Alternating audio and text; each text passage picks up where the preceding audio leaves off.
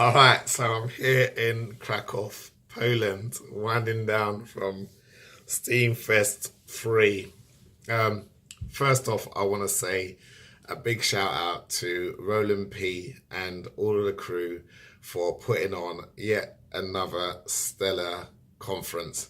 I really don't know how they do it, but whether we are in Amsterdam or whether we're in Lisbon or whether we're in, like this time, in Krakow, they have a way of allowing us to enjoy the best of the city while at the same time putting on a first class stellar conference. So everything from the food to the transport to the conference venues to the excursions, everything is first class. I mean, I remember when I went to the first Steamfest and I really didn't know what to expect. And I was like, okay, so you're going to charge like a few £100 for the conference. And I'm going to need to go and buy my ticket to Amsterdam.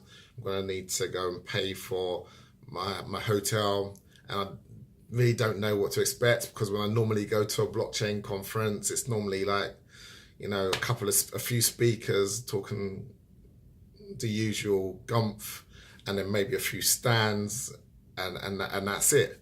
But from the very first Steamfest, it's value for money.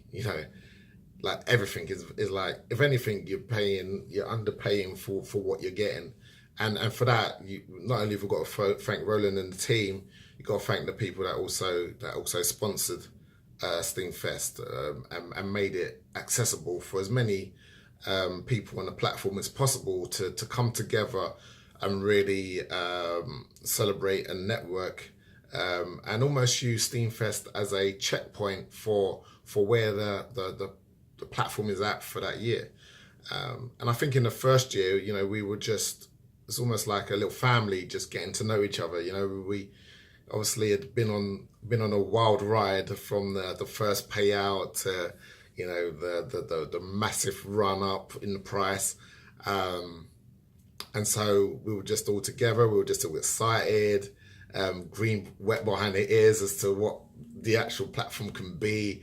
So that's always had a special buzz, and the second one like hit us with a whole bunch of razzmatazz, because people were coming up with great ideas for dApps, and dApps were just being built, whether it was busy or whatever. And so the second one had its own unique energy in terms of the kind of excitement and the possibilities that Steam could offer. And this third one has really been really about kind of hard-nosed business reality. And look, it's all great to have a rewards pool that we all draw on, but can we actually build businesses on this blockchain?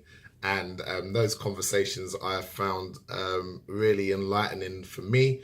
And in that sense, it's made it the best Steamfest yet. Alongside that, the ability to rekindle and nourish those existing relationships with people that I met either at the first or the second Steamfest, has been a wonderful opportunity to do that, and also to meet new people who bring that fresh look and that fresh idea and that fresh energy to the platform.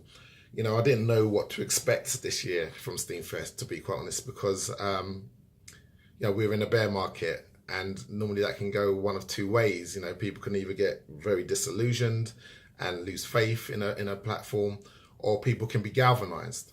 And I think it's definitely the latter. The community has definitely been galvanized by the fact that we're in a bear market, and are really kind of asking what can we do to really make Steam strive. And that's really been palatable during this Steamfest. I think we've had more people this year than we had last year, and we certainly had more people coming from different countries to Steamfest this year than we did last year. And that's just a testament to the strength of the community on the actual platform. And I think, talking about community, I think we're still in a stage where we talk about kind of one community, like the Steam community.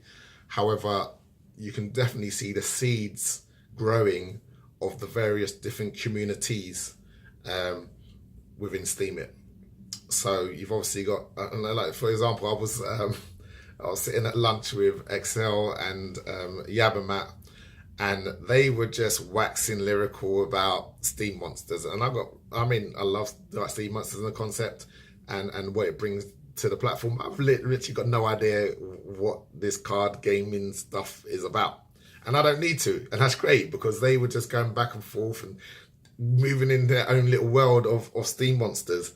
And, it's great that Steam has an application like that that galvanizes the people that use it, and people kind of are obsessed with that, and that's what you want. You want people obsessed with the applications on Steam rather than obsessed with the whole notion of Steam and the infrastructure. No, get lost in your application and in your world, and reap the benefits, and then Steam will reap the benefits on top of that. And so you can see that Steam Monsters is an obvious example in Steam, but I can also see it in DTube. You got your DTube, and then you got your little offsprings of DTube, whether it's like D Daily or D Snaps, and you got people that are just really, look, I'm just passionate about DTube, and you can see that happening as well. And I've got my I've got a Utopian t-shirt on, and a similar thing with Utopian, or whether it's Apix and their approach to what they're doing. You can just see these pockets of communities that are kind of growing within Steam, and they're all asking the same question: that okay, Steam's great, the rewards pool great, but how can we build actual sustainable businesses? And just watching people kind of buzz together and network together and try and find solutions to the common challenges that they have is really kind of encouraging for the blockchain from my perspective. Like with my investor hat on, I look at that and I think, there are people and there are talent within this system that can really potentially take this whole platform to another level. So that really makes me enthusiastic about Steam. I think one thing that's really important about this and one about Steam is like coming to a thing like Steemfest. It's really about putting skin in the game. And I know when we talk about skin in the game, you're really talking about kind of what you've invested. And with Steam, that could be like your sweat equity, like how much you put into your content on the platform, or it can be like your financial equity, like how much are you financially invested in Steam and Steam Power.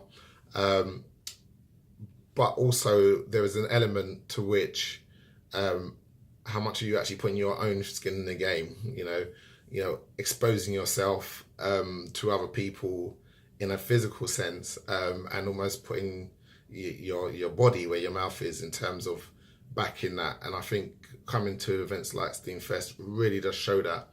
And if you are a content creator and you feel like you're struggling to make traction on Steam, you can do worse than come to Steemfest or go to a local meetup and actually meet people in person and demonstrate your value, like almost show like I really believe in my content and I'm willing to say, look, this is who I am and this is what I do, and know that should somebody look at what you do, they're going to support you and give you the support that you need. That's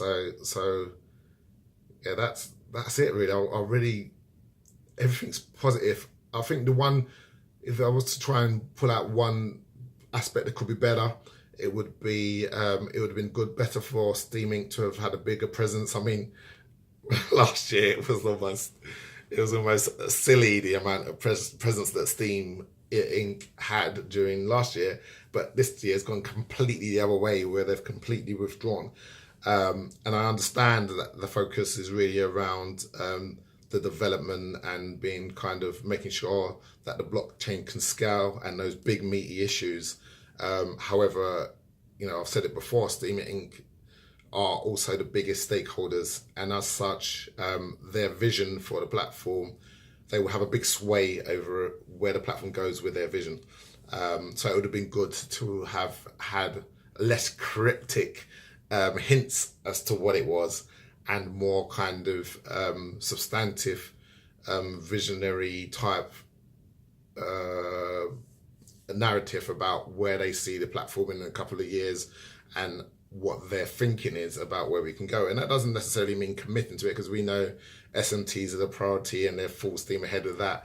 But giving people that flavour of what they're thinking, and also hearing back from what the core base are also thinking, is really, really important. It's just a few days, and to spend that time with the few hundred people that came, and having that back and forth, and keeping that relationship, I think is really key, because the way that the blockchain space is going now, people are saying not so much it's about dApps, they're saying, well, it's about applications, and I'm going to make an application and I'm going to incorporate aspects of the blockchain, and it might not just be one blockchain, it might be multiple blockchains, and I might want a flexibility to flip blockchains. So Steam's got to realize it's going to be competing.